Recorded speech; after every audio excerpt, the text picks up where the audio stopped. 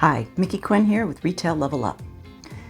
Your attitude is everything. Your attitude dictates what kind of day you're going to have.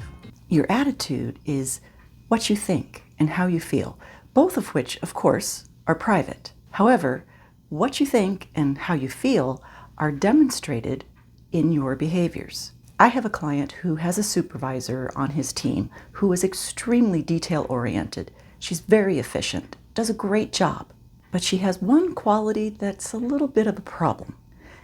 And that quality has earned her the nickname Chicken Little. Now, we all know the story of Chicken Little from the nursery rhyme. An acorn falls on the chicken's head, and suddenly he thinks that the whole sky is falling. Well, the supervisor has a similar attitude. She is problem-focused.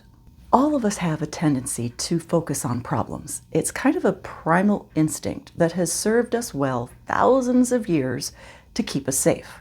Back in prehistoric times, it was very important for humans to be focused on problems because that problem could be a saber-toothed tiger and it could kill you. But of course now, where most of us live, the saber-toothed tiger is not too much of a concern. But our brains are still hardwired to focus on problems. And the more focus you put on your problems, the more problems you will have. It's just like when you buy a new car and suddenly you see that make and model everywhere. Your focus on your new car brings your attention to seeing that make and model everywhere else. There is a theory called the expectancy theory. The expectancy theory is that which you focus on expands. So if you have a negative attitude, if you are constantly focusing on all the problems that you have and all the things that you don't like about your job, your brain has no choice but to present you with supporting evidence to what you're focusing on. There's an old story of Albert Einstein who was teaching a class and he was writing multiplication tables on the blackboard. And he got through 10 or so and he wrote one incorrectly. And the classroom started to chuckle. And he put his chalk down and he said, what is so funny? And one of the classmates who was brave enough said, well, you did that one wrong, sir. And he said, this is an interesting teaching moment for all of you. How many equations did I write correctly? And they answered, I think the number was 10. And it was the 11th one that he got wrong. He said, so 10 times I did it right, and yet you're focusing on the one that I did incorrectly. He then asked them, what does that say about you? What does that say about your attitude and what you're focusing on? Whether that story really happened is really not what I'm focusing on. What I'm focusing on is what a great illustration that story has for us on what we can choose to pay attention to. The good news is that you have the ability to choose what you focus on. The expectancy theory works just as well for focusing on positive things as it does on the negative. It takes a shift in your thinking, but when you can control your thoughts, you can control how you feel and your behavior.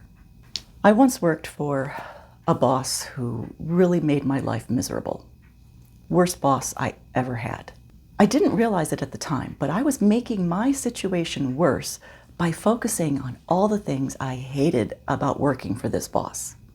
The more I focused on what I didn't like, the more I noticed of what I didn't like. I was caught in a vicious downward spiral. I happened to read an article back then about attitude and mindset, and I decided I was going to try an experiment with myself and look for something, anything that I liked and was grateful about my job. And it was hard. It was really hard.